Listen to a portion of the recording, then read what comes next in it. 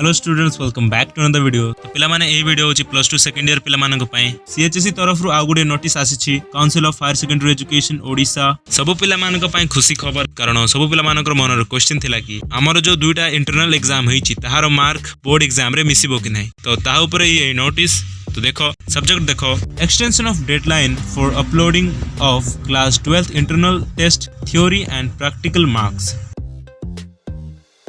सबू higher secondary school मानक notice कि तुम से दुईटा इंटरनल एग्जाम रो मार्क अपलोड करने सीएचएसई पोर्टल रे लास्ट डेट होची 8 तारीख। तो बुझिलो तुम से इंटरनल मार्क गुड़ी को बोर्ड एग्जाम रे मिसिबो।